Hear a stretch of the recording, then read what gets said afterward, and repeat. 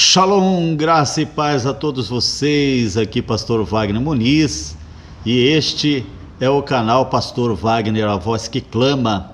E amados, hoje eu estou aqui com um estudo abençoado aqui, né?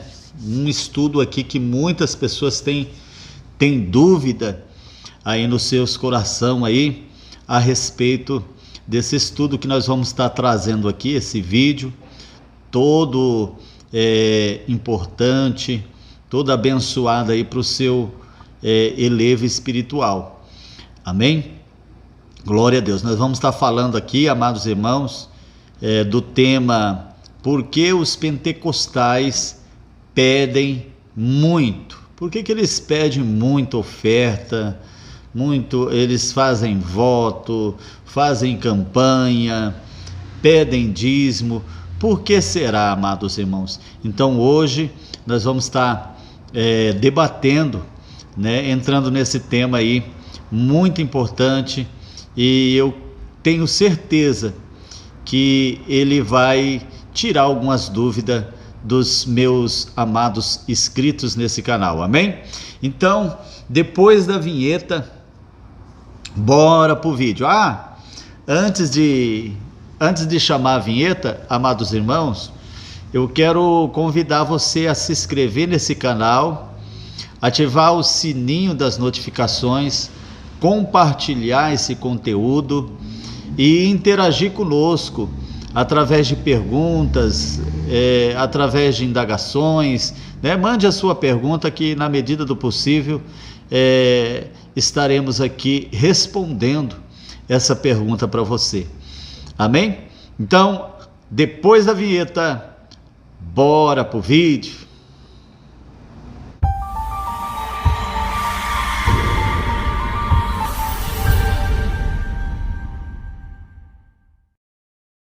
Então, amados, vamos já entrar aqui nesse tema tão importante. Bora para esse vídeo aí, tão importante.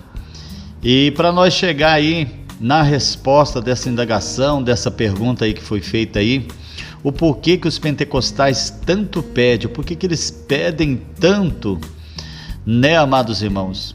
Então a gente fez um estudo aí aprofundado aí a respeito dos crescimentos da igreja, as igrejas que mais crescem em todo o Brasil e até no mundo, né? E antes de entrar nessa parte aí, eu quero ler aqui uma matéria da revista Veja, e essa matéria, amados irmãos, é de 2010. Presta bem atenção aqui, eu vou estar lendo aqui para vocês, amados inscritos nesse canal. Está dizendo assim, ó, abre aspas: se em 1970 havia 91,8% de brasileiros católicos, 91,8% de brasileiro católico, em 2010, essa fatia passou para 64% de católicos. Quem mais cresce são os evangélicos, que nesses 40 anos saltaram de 5% da população para 22%. O aumento desse segmento foi puxado pelos pentecostais, que se disseminaram pelo país na esteira da migração interna. Amém? Você viu aí a estatística, amados irmãos? De 5%, eles saltaram a 22%, né? Um crescimento aí estrondoso. Isso em 2010. Lembre-se que esses dados em 2010, não é dados atuais. Agora deve estar já mais 30%, 40%. Então o crescimento é fenomenal, é estrondoso o crescimento dos pentecostais. E ao que nós podemos atribuir esse crescimento, amados irmãos? Por que a igreja pentecostal, os cristãos pentecostais, têm crescido muito? E diz alguns estudiosos que mais para frente, 2030, 2040, nós vamos ser maioria, né? Os pentecostais vão ser maioria, porque não para de crescer. a cada ano que passa, a cada momento que passa, o crescimento é maior, né? O crescimento vem se estendendo ainda mais. Então, amados irmãos, em 1911, criados por missionários suecos que viviam nos Estados Unidos, a Assembleia de Deus é considerada a primeira igreja pentecostal brasileira. Em seguida, foram fundada a Congregação Cristã e a Igreja do Evangelho Quadrangular. E justamente ela, amados irmãos, são Assembleias de Deus que ela vem em segundo lugar depois dos católicos, sabia? É a Igreja Assembleia de Deus. Depois eu quero estar citando aqui as 10 denominações que vêm mais crescendo. Em 1970, gente, surgem as primeiras igrejas neopentecostais, porque tem uma diferença dos pentecostais para os neopentecostal, né? Os pentecostais, a principal característica deles é guardar os bons costumes, né? É uma linha mais conservadora, doutrinária mais conservadora. Os neopentecostais, eles têm a tendência de cair mais para o evangelho de prosperidade. Não deixa de ser cristão, não deixa de ser crente, não deixa de ir para o céu, mas a tendência deles é cair mais para o evangelho de prosperidade. Então, em 1970, gente, surgem as primeiras igrejas neopentecostais, com a adoção da teologia da prosperidade, que valoriza a riqueza material e a prosperidade propriamente dita, né? Que são elas: Igrejas Evangélicas Pentecostal Brasil para Cristo, Deus é Amor, e Igreja Universal do Reino de Deus, e depois mais para frente Igreja da Graça de Deus, né? Igreja Internacional da Graça de Deus, e assim foi indo. Essas são as neopentecostal. E engraçado, amados irmãos, que eu achava que a Igreja Deus e Amor era uma igreja pentecostal, né? Pentecostal mais conservadora, mais tradicional, mas ela é neopentecostal. Sabia não? Então essas igrejas neopentecostais e os pentecostais também, eles têm essa característica, amados irmãos, de fazer muita oferta, de pedir muito voto, exigir o dízimo, né? Que não é errado. Eles têm essa característica, né, amados irmãos? E você vai ver que isso não é errado. Então, meus amados irmãos, vou estar passando agora a lista das igrejas que mais cresceram nesses últimos anos. Amém? Eu vou passar elas aí em seguida para os irmãos inscritos estar vendo aí. São elas: Assembleia de Deus, com 12.314.410 membros.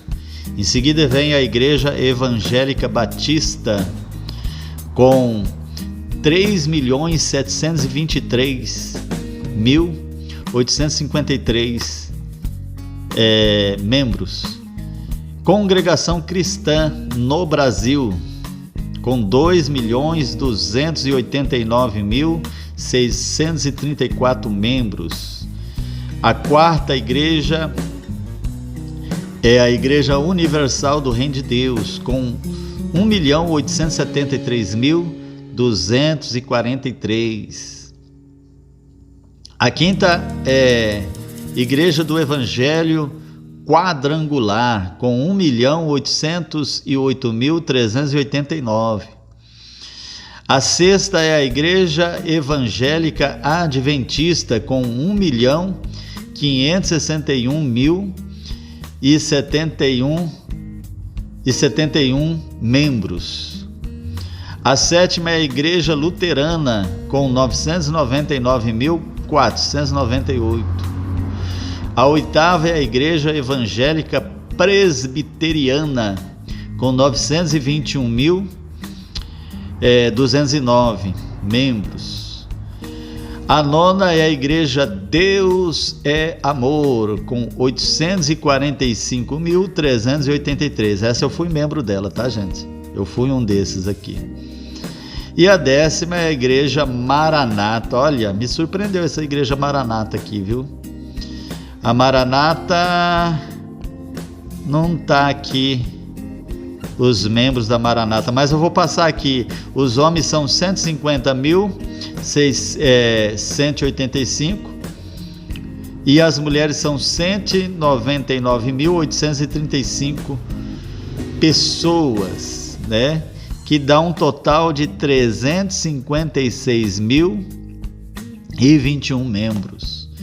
Então, meus amados irmãos, são essas as igrejas que mais cresceram. Lembrando que esses dados é de 2010, nós estamos em 2022, já se passaram 12 anos, né? Eu creio que esses dados aí, amados irmãos, aumentou muito.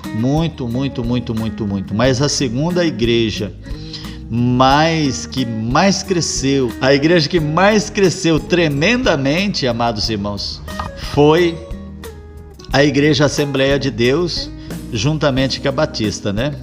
E o que nós podemos atribuir esse crescimento tão grande, amados irmãos? É por causa das ofertas dos irmãos. É o que os irmãos ofertam, os dízimos, as ajudas, as coletas dos irmãos.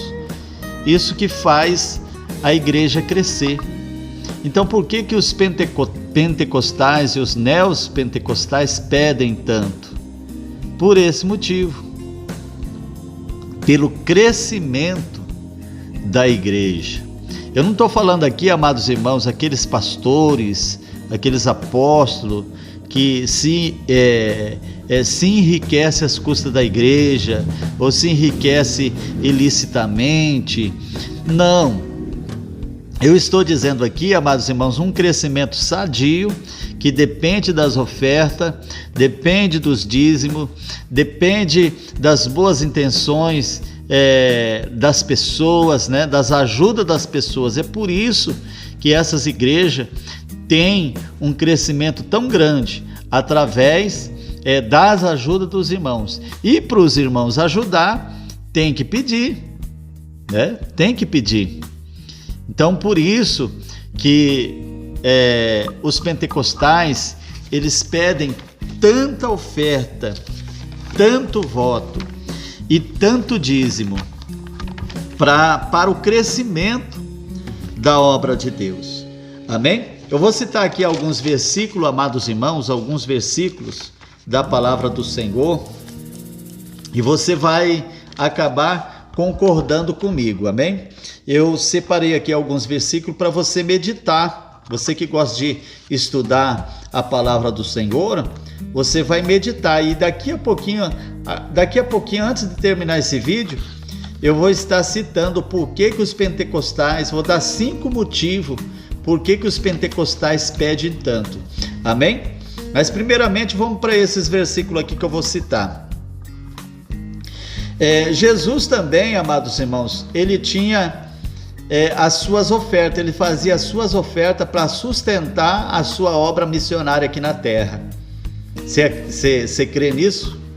Você sabia disso, amados irmãos? É verdade. Lá no livro de João, capítulo 12, verso 6, você vai ver que Judas era o tesoureiro, ele que ficava com a sacola das ofertas. Ele que cuidava ali das ofertas, do dinheiro que entrava. Então, Jesus ele tinha um sistema de coleta para sustentar a obra dele. Amados. E na época de Jesus, ainda não existia igreja.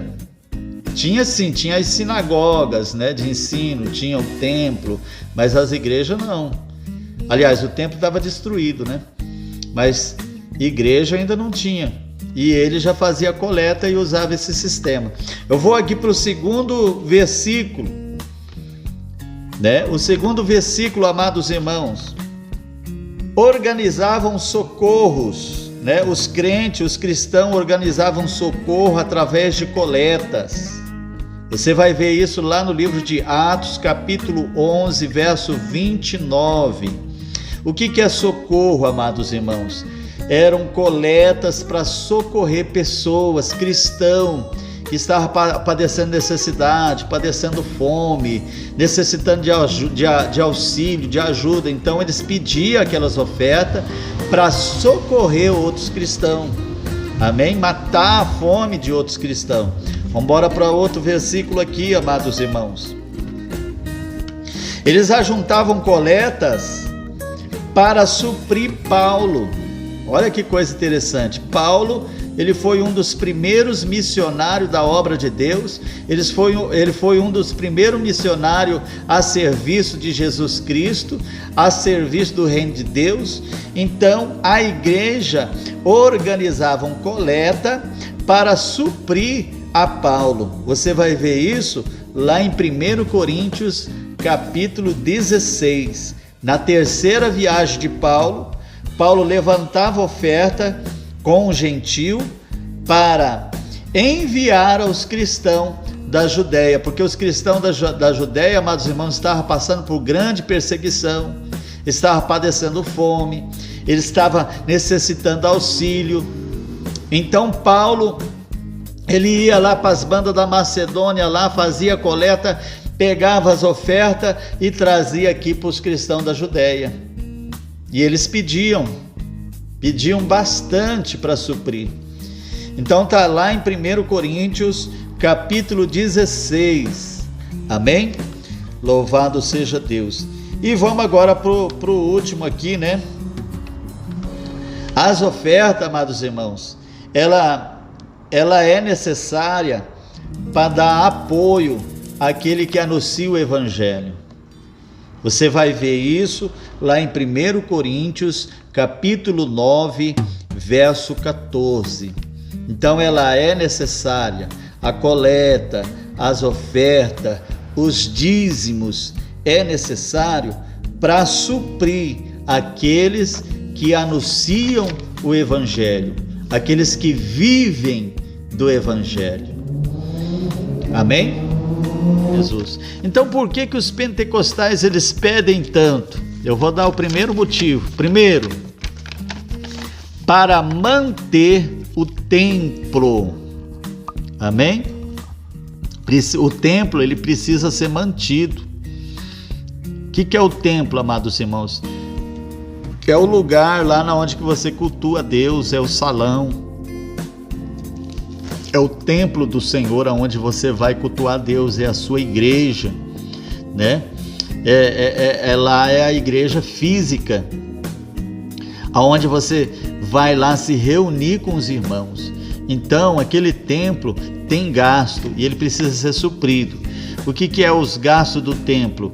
É manter o aluguel, água, luz, internet, fax, né? Aparelho de fax, máquina de Xerox, IPTU, produtos de limpezas e etc, né? Aquelas igrejas que tem carro, perua, precisa de gasolina para fazer uma obra social. Então tudo isso, amados irmãos, vai despesa, tudo isso gera gasto, gera dinheiro, gera dívida, né, para pagar, gera despesa para pagar, e essas despesas têm que ser supridas, porque apesar da igreja ter um exercício espiritual aqui na terra, mas as dívidas da igreja, as despesas da igreja são coisas materiais, né, que nós precisamos prestar conta diante dos governos, né, dos órgãos instituídos para isso, né? Você vai no mercado, você tem que pagar, você não vai chegar lá no mercado e falar assim: olha, me dá 50 quilos de salsicha para mim fazer um cachorro quente pros irmãos que estão passando fome, e é para a igreja, você me dá de graça. Eles não vão dar de graça para você, eles vão cobrar, e para isso tem que ter dinheiro, e para ter dinheiro você vai ter que pedir para os irmãos da igreja que vai ter que sustentar isso aí.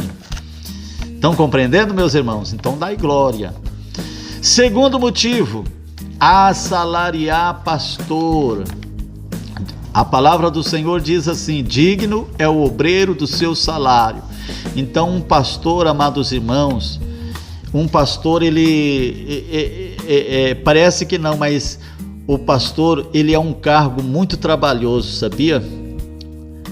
Exige-se muito de um pastor. O pastor, ele tem que visitar as almas, ele tem que passar pano na igreja, ele cuida da igreja, às vezes ele é o eletricista da igreja, às vezes ele é o que passa uma vassoura na igreja, às vezes, amados irmãos, é ele que abre as portas da igreja, é ele que fecha, é ele que cuida do templo do Senhor. Tudo isso é o pastor. Tudo cai na costa do pastor, amados irmãos. É ele que faz uma visita, é ele que cura o doente, é ele que salva o doente, é ele que prega a palavra, é ele que é o curado, né?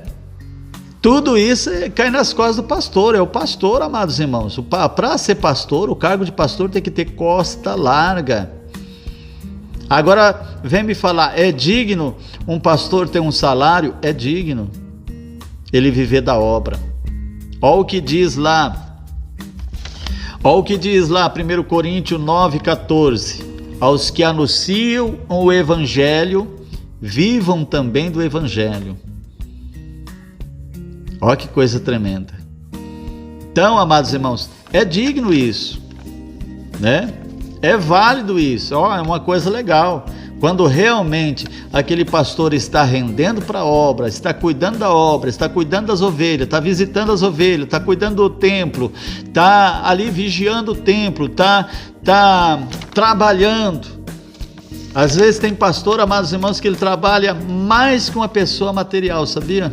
É dia e noite, e o serviço do pastor parece que é leve, mas não é não, irmãos, é um serviço pesado, que vale a pena ser assalariado, e é digno, e digno também são aqueles que ajudam o seu pastor, amém? Então vamos lá para o terceiro motivo: enviar missionários. As igrejas pentecostais pedem muito porque precisa enviar missionário. Para enviar missionário, amados irmãos, você tem que pagar a passagem, ida e volta, né? Você tem que pagar a despesa da comida, mantimento, alimento, roupa, sapato, esposa do missionário. Você tem que bancar os filhos do missionário, que não é pouco, né? Às vezes tem missionário aí que tem 5, 6, até 10 filhos. Você tem que bancar toda aquela família. E tudo isso, amados irmãos, vai das ajudas dos irmãos. Eu vou correr aqui, tá, irmãos? Olha, eu gostaria de estar falando cada item desse aqui, mas vou ter que correr aqui. Quarto, abrir novos templos. Eu acabei de citar aqui as estatísticas aqui para os irmãos, as igrejas que mais crescem, né? Assembleia de Deus, Batista, Congregação Cristã Universal do Reino de Deus, Igreja do Evangelho Quadrangular, Igreja Adventista, Igreja Evangélica Luterana, Igreja Presbiteriana, Deus e Amor. Então, amados irmãos, essas igrejas crescem muito. Por quê, amados? Porque eles abrem templos. E para abrir templos, amados irmãos, vai dinheiro. Eu fui membro da Igreja Deus e Amor. É difícil eles comprar, eles adquirir, fazer aquisição de templos. Mas tem os aluguéis, né? E essa Igreja Deus e Amor, irmãos, ela tem mais de 140 países. Pasmem, mais de 140 países, irmãos. É gente pra caramba. É locais, ó. É país pra caramba, irmão.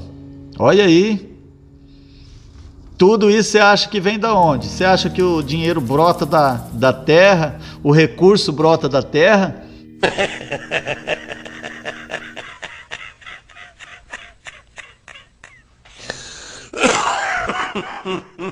Não. Tudo isso tem que ter, grana para pagar as despesas. E vamos para o último agora, fazer projetos sociais. Muitas igrejas, elas fazem projetos lindos, maravilhosos, abrem ali casas de recuperações de drogados, orfanatos, esse tipo de coisa, né, de ação social, que é uma coisa linda. E muitos dessas igrejas pentecostais, e muitos desses pentecostais, eles não têm ajudas políticas, não são ONGs, né? Não são ONGs federais que são ali financeiramente bancadas, não. Quem banca o povo pentecostais e esses projetos sociais, amados irmãos, são o próprio povo, os membros, né, os fiéis que bancam com seus dízimos, com as suas ofertas alçadas, com as suas coletas. Então, quando você contribui para a obra do Senhor, você está ajudando o Evangelho a expandir pelos 4 cantos da terra. Você está sendo um ajudador da obra do Senhor.